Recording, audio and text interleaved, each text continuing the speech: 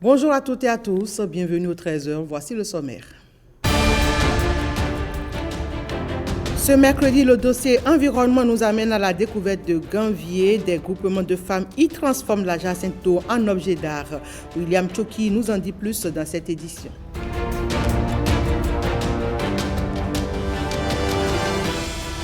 Quels sont les enjeux pour les médias classiques à cette ère du numérique? C'est la question transversale au cours de la semaine du numérique 2024. Les développements ont eu lieu à l'ouverture, on en parle dans ce 13h. Des ouvrages hydrauliques pour les écoles à Kantine des communes de Djidja et Zakota sont inaugurés. Le projet eau potable pour école à Kantine continue de faire des heureux. Retour sur les images dans ce journal.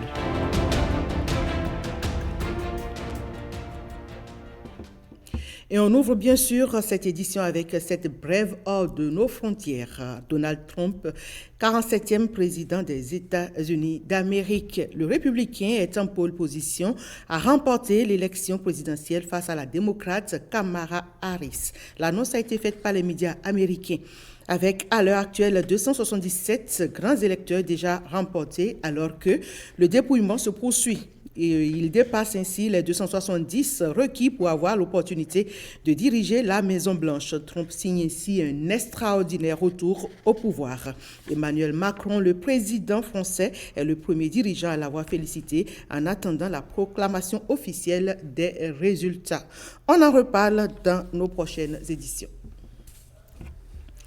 Une question à l'ouverture de la CNUM et qui restera transversale tout au long de la semaine du numérique. Quels sont les enjeux pour les médias classiques à cette ère du numérique? Focus hier à l'ouverture de la CNUM sur les réseaux sociaux, blogs, plateformes de streaming et bref, des nouveaux canaux de communication qui transforment le paysage médiatique. Au moment inaugural de l'événement, vitrine du numérique au Bénin, Rebecca Kendiahoundé et Alexis Kenom.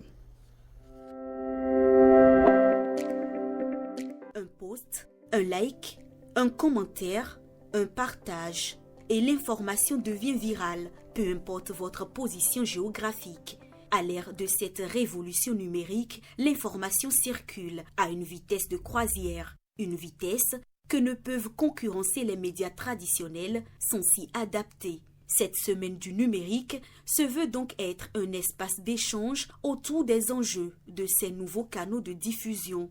Repenser la régulation audiovisuelle à l'ère du numérique revient à passer de la régulation des médias traditionnels où la diffusion de l'information est plus ou moins maîtrisée à une régulation adaptée aux mutations de l'écosystème où la possibilité est donnée désormais à tous de diffuser des informations sur diverses plateformes à travers Internet. La régulation des médias est une activité qui impose aux régulateurs l'accès à l'information, à sa source physique, pour son analyse en vue d'une éventuelle sanction en cas de dérapage.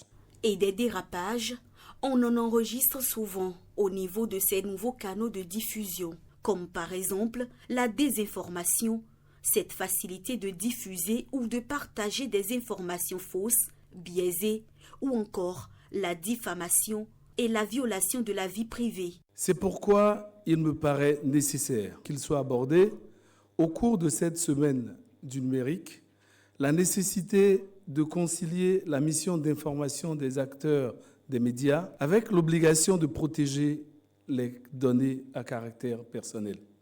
Nous aborderons des thématiques cruciales pour l'avenir de notre paysage médiatique à travers plusieurs panels et masterclass. Nous parlerons du fact-checking, un enjeu primordial à l'ère des fausses informations, avec des conseils pour éviter les pièges et garantir la qualité de l'information. L'intelligence artificielle, on y vient, générative et son impact sur les médias, notamment la production de contenu, feront également partie des débats. Disparaître ou se réinventer, les médias n'ont plus de choix aujourd'hui. Et la SONOM 2024 fait bien de faire un focus sur la transformation digitale du quatrième pouvoir. Échanger, apprendre, réseauter. La Semaine du numérique édition 2024 offre une large gamme de panels aux professionnels des médias pour une immersion totale au sein des nouvelles mutations de la révolution numérique pour plus de liberté, mais également de responsabilité.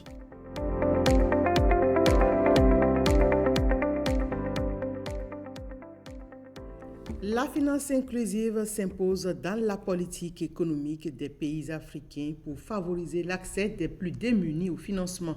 Les universitaires s'en préoccupent et font des préconisations, comme ces experts et chercheurs mobilisés dans un colloque international ouvert à l'université d'Abomey-Calavi. Alain Sotoumé et Benoît Djogbe nous en parlent. Venus de plusieurs pays d'Afrique et d'Europe, les participants à ce colloque international sur la finance inclusive réfléchissent sur comment bâtir une économie viable pour un développement durable en Afrique. Ce colloque se présente utilement comme une occasion précieuse de réfléchir collectivement afin d'exploiter pleinement le potentiel pouvant prendre en charge les exigences socio-économiques ainsi que la volonté de co-construire un modèle de développement plus inclusif. Vos contributions et propositions vont certainement être de la plus grande utilité pour une nouvelle dynamique de l'économie, des territoires et d'amélioration de leur résilience. Ici au Bénin et dans le monde entier, nous croyons fermement que des politiques économiques inclusives peuvent transformer des vies, des communautés et des nations entières. La tenue de ce colloque trouve son fondement dans l'observation selon laquelle, malgré les avancées économiques du monde, les inégalités sociales persistent. Cette crise est venue rappeler une fois encore que la croissance économique de ces dernières décennies n'a pas été inclusive. Mieux, elle ne le sera pas sans une détermination très forte de tous les acteurs, sans la volonté affirmée de nos leaders et de nous tous à construire une économie résolument et effectivement inclusive. Les travaux de ce colloque international durent 3 jours, au cours desquels les participants espèrent trouver des débuts de solutions pour une implication plus prononcée des populations dans les politiques économiques. Après Nati Tengou, les membres de l'autorité de régulation du secteur de la santé ont posé leur valise à Djougou pour leur mission itinérante. Les objectifs n'ont pas changé, mettre au même niveau d'information tous les professionnels de la santé et les populations en ce qui concerne les réformes. Le reportage de Jean-Claude James. Professionnels de la santé et population sont côte à côte pour suivre les communications présentées par les experts de l'autorité de régulation du secteur de la santé. Ces communications sont relatives à l'ARS et sa mission, mais aussi aux dispositifs pour la sécurité des patients. En priorité, en fait, ce serait leur permettre de s'approprier du contenu et des avantages qu'apporte pour le déploiement de ce dispositif pour la sécurité des patients dans tous les établissements de santé du département, qu'ils soient publics ou privés. Il s'agit pour nous de faire en sorte que les patients soient impliqués dans leurs soins, deviennent des acteurs. Et l'OMS a bien décrit que chaque fois qu'on implique les patients dans leurs soins, on arrive à avoir 15% de préjudice en moins. Nous avons donné aux populations la possibilité de rentrer en contact avec nous, en insistant sur le fait que si elles ne sont pas contentes, elles doivent se plaindre. Des exposés suivis avec beaucoup d'attention en témoignent la richesse des débats. Le collège de l'ARS quitte Djougou avec une bonne moisson de préoccupations. Quand je prends le cas de Djougou, ma commune, et 3e commune du Bénin en population, on n'a pas de spécialistes, on n'a pas d'équipement, les bâtiments sont en ruine, les médicaments sont rares, les coûts sont chers, on fait le transfert des malades, des évacuations. Nous sommes heureux qu'ils aient pris connaissance de tous ces problèmes-là et qu'ils aient promis de les analyser cas par cas. Ça veut dire ça peut à tout moment interpeller n'importe quelle autorité. Maintenant qu'il y a une superstructure qui contrôle, nous avons apprécié ce dispositif, tout en déplorant le fait que ça fait 3 ans d'existence, mais c'est aujourd'hui qu'ils ont pensé à nous. Cette descente de l'autorité de régulation du secteur de la santé sur le terrain vise à impliquer tous les acteurs dans la mise en œuvre des réformes pour que le défi de la couverture sanitaire universelle soit relevé ensemble. Bonne nouvelle pour les écoles à cantine des communes de Djidja et Zakota dans le département d'Ouzou grâce au projet eau potable pour école à cantine mise en œuvre par le gouvernement. Elle bénéficie désormais d'eau propre. Les ouvrages hydrauliques dédiés ont été réceptionnés sous les yeux de Simon Vignon et Blaise Adanko. Dans le département du Zou, une belle page de l'histoire s'écrit grâce au projet eau potable pour école à cantine PEPEC. 7 établissements des communes de Djidja et de Zakota disent adieu au calvaire causé par l'absence de la source vitale. Des postes d'eau autonomes sont réalisés au profit de ces écoles pour desservir la cantine. C'est une bonne nouvelle, une très bonne nouvelle, puisqu'il y a de cela plusieurs années, la population de Salakon souffrait cruellement de l'eau. En particulier, l'école, la cuisson était vraiment difficile pour la cantine.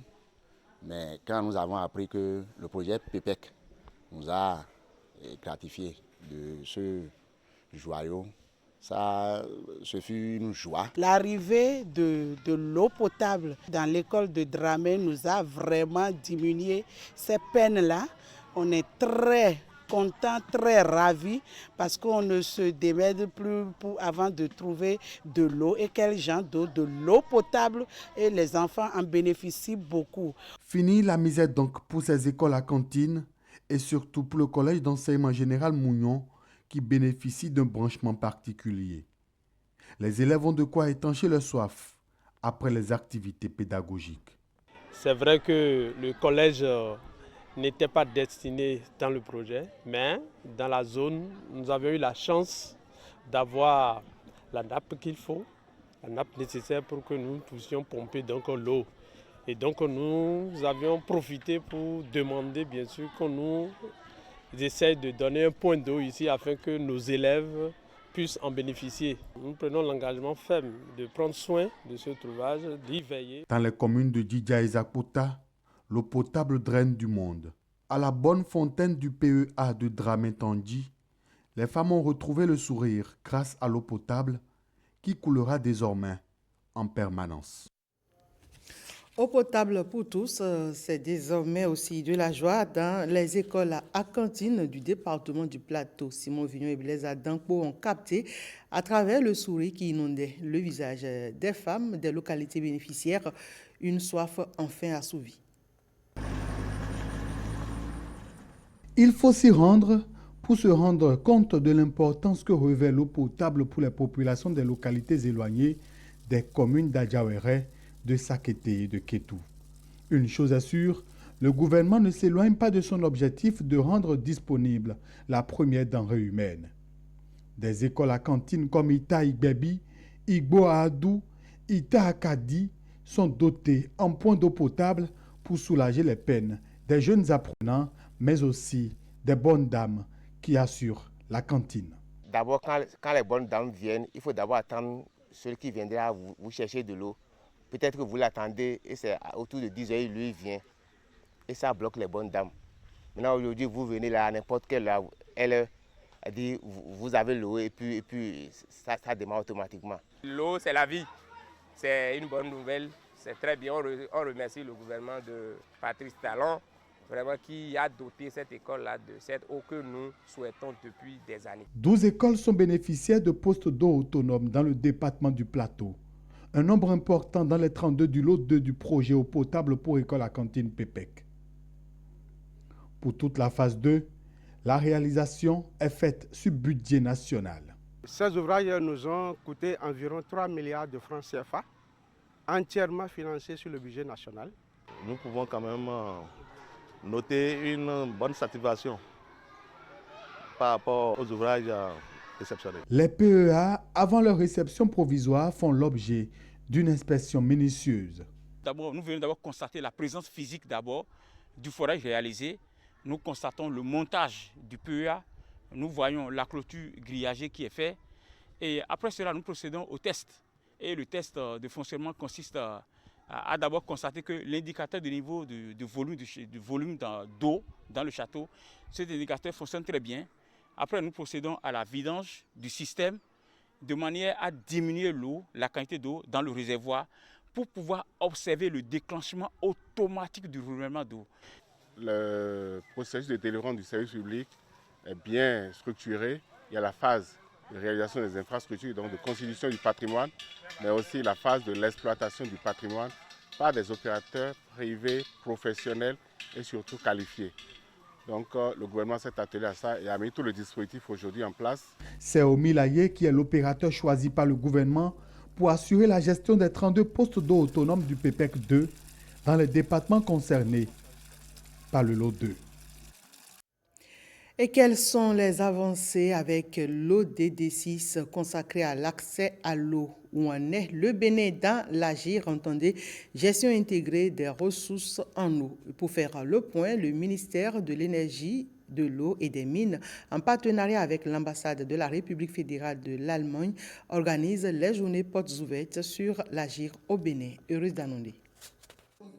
C'est un cadre idéal de réflexion sur les enjeux et défis liés à la gestion intégrée des ressources en eau GIR pour des solutions plus durables et inclusives.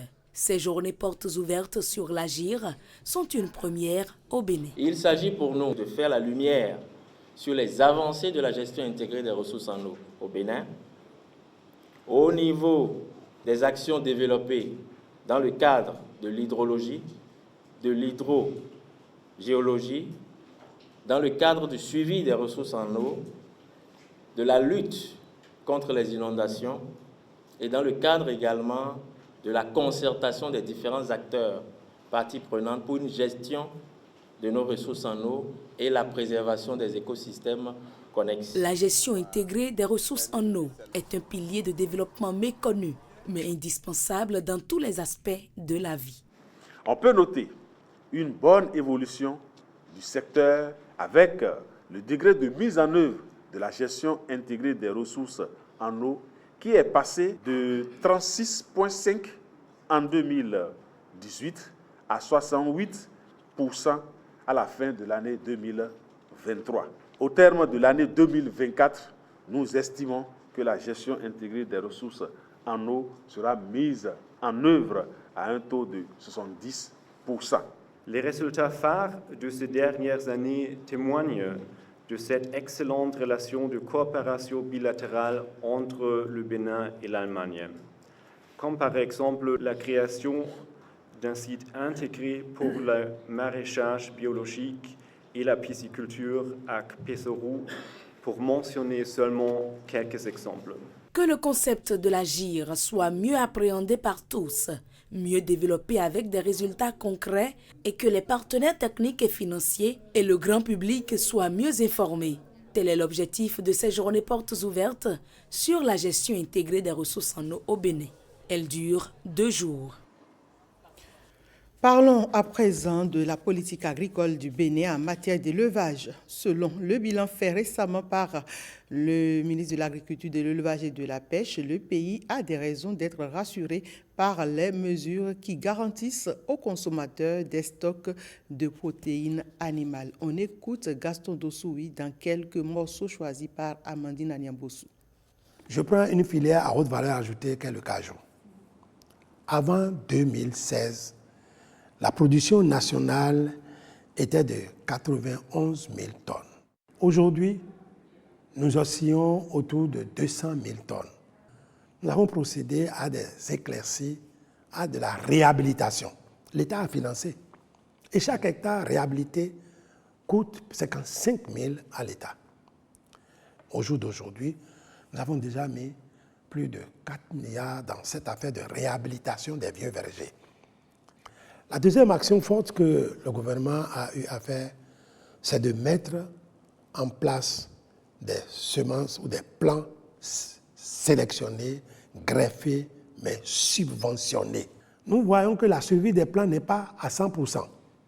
Et nous mettons aujourd'hui les ressources en place pour que les pépiniéristes fassent le regarnissage de ces plants, les entretiennent pendant 4 à 5, 6 mois même, pour qu'on soit sûr que les plants ont survécu. Et fort de ça, maintenant, ils seront faits. Sur l'ananas, par exemple, avant 2016, nous étions à quelques 400 000 tonnes de fruits. Les actions phares qui ont été menées dans ce domaine, c'est premièrement d'obtenir l'indication géographique de l'ananas pain de sucre du plateau d'Alada. C'est très important pour aller sur le marché. La deuxième action forte, c'est de produire l'ananas avec des rejets sélectionnés, homogénéisés.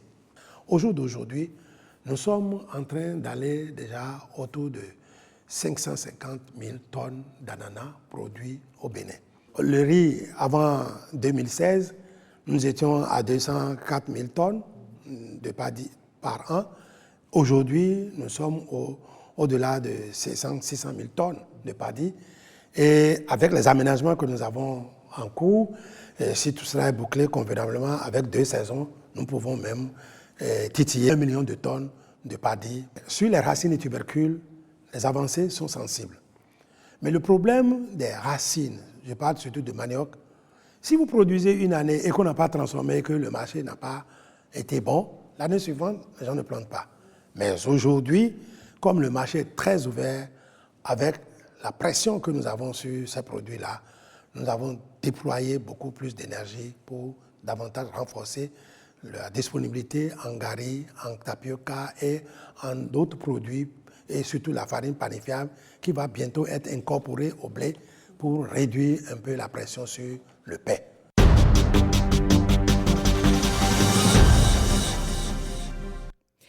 Et on monte à présent à bord d'une barque motorisée, cette fois-ci pour aller découvrir à Ganvié ces nombreux groupements de femmes. Ces dames transforment la jacinthe d'eau, autrefois un obstacle, en objet d'art. Nos guides pour cette visite, William Djoki et Edmond Humbo. Des objets d'art tissés à la main, des sacs d'âme, des chapeaux, des couvre-verres, des paniers, une gamme très variée de produits artisanaux. Les hommes sont beaucoup plus occupés par la pêche parce que c'est... Ces femmes des zones lacustres maîtrisent à perfection ce type de vannerie. Maintenant, il faut aller très tôt le matin, déjà à 3 Et pour les voir à l'œuvre, il faut embarquer à bord d'une de ces barques motorisées. Après 20 minutes de traversée, nous voici à Ganvié 1.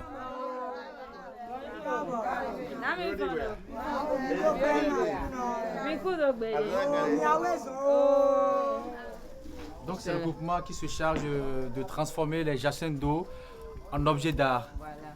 Ok. Maintenant, ici nous sommes où déjà? Bon, ici nous sommes à Gomen-Commen. Le nom de leur groupement c'est Mifa Commen. Que des femmes à l'œuvre, et chacune d'elles a un rôle bien précis. Pour en arriver à ces produits finis, c'est un long processus. Récolter les plus grosses tiges de jacinthe d'eau. Et c'est parti pour plusieurs étapes de transformation.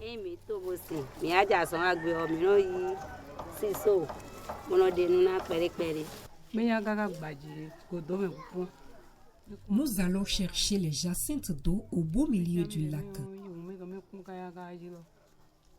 Souvent, très loin des habitations. Nous les lavons, puis les séchons.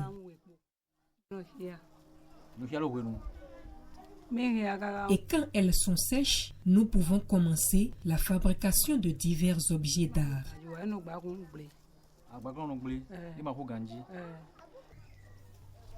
Même les dents sont mises à contribution pour tisser ces tiges végétales. Pour obtenir ce chapeau par exemple, il faut y mettre 4 à 5 heures d'horloge par intermittence. Et pour ne pas voir le temps passer, elles se galvanisent dans leurs tâches. Elles travaillent en chantant des airs locales très dansantes.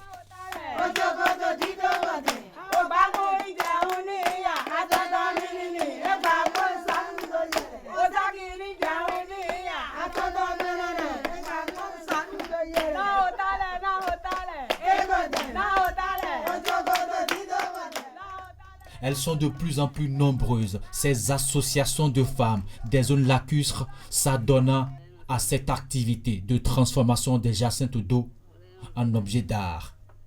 Une économie verte locale en développement ici, une autre source de motivation pour ces femmes, la plupart revendeuses de poissons frais.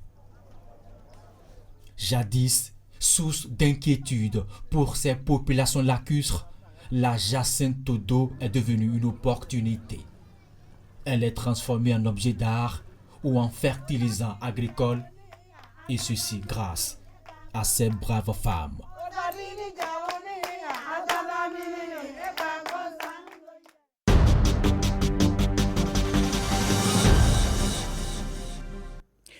Activité politique le week-end dernier à Segbana, il s'agit de la journée de réflexion et de mobilisation des militants Bloc républicain à la base.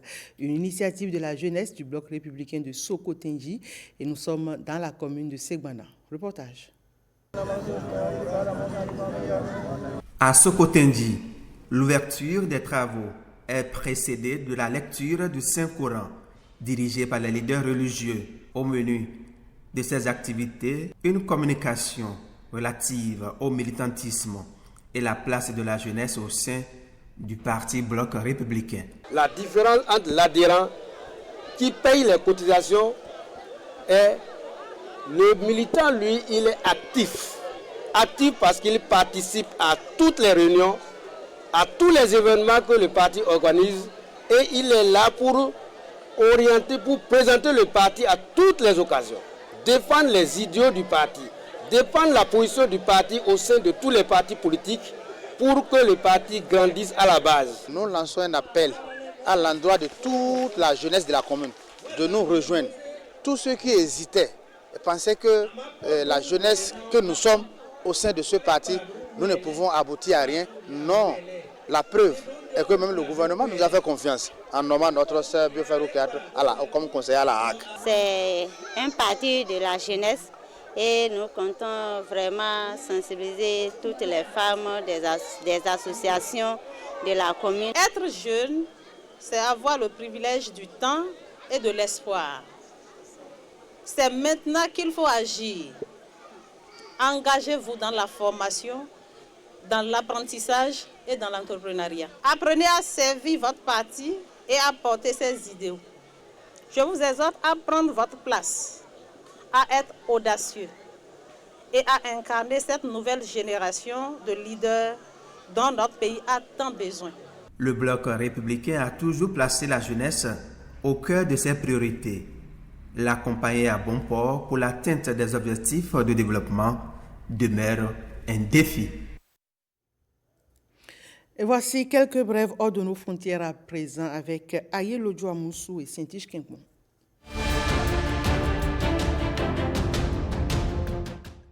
La Côte d'Ivoire ambitionne de devenir un carrefour de l'audiovisuel en Afrique. La deuxième édition du Salon international du contenu audiovisuel a débuté ce mardi dans la capitale économique ivoirienne, Abidjan, et doit réunir jusqu'à jeudi 250 professionnels du secteur venus d'Afrique, mais aussi d'Europe ou d'Amérique du Nord. Le ministre ivoirien chargé de la communication a déclaré vouloir placer la Côte d'Ivoire au premier rang dans le paysage audiovisuel africain, actuellement dominé par le Nigeria et l'Afrique du Sud. Notre ambition est claire, elle est nette, il n'y a aucune ambiguïté dessus.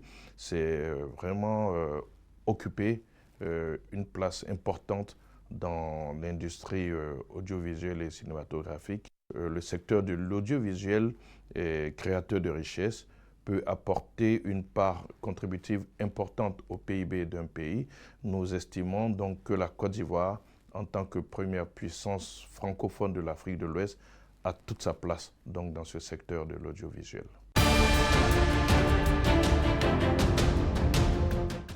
Le nouveau président du Botswana, Duma Boko, a salué lors d'une cérémonie de passation de pouvoir avec son prédécesseur une transition démocratique exemplaire sans drame, sans appréhension à l'issue des élections qui ont détrôné le parti au pouvoir depuis 58 ans. Duma Boko, nouveau président, incarne une forme de renouveau porté par son charisme d'orateur et son style soigné, à l'image de sa raie tracée à la tondeuse. Il dit endosser avec humilité les responsabilités et attentes considérables qui sont en jeu dans le pays à l'économie en berne. Il saisit l'occasion pour s'adresser aux hauts responsables et fonctionnaires de l'État qui va écarter toute notion de clientélisme. Le président sortant Mazizi a de son côté souligné que la démocratie n'était pas une abstraction. Son parti au pouvoir depuis l'indépendance des Britanniques en 1966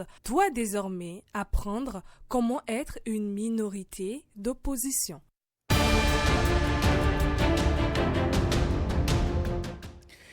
C'est la fin de ce 13h. Merci à toutes et à tous de l'avoir suivi.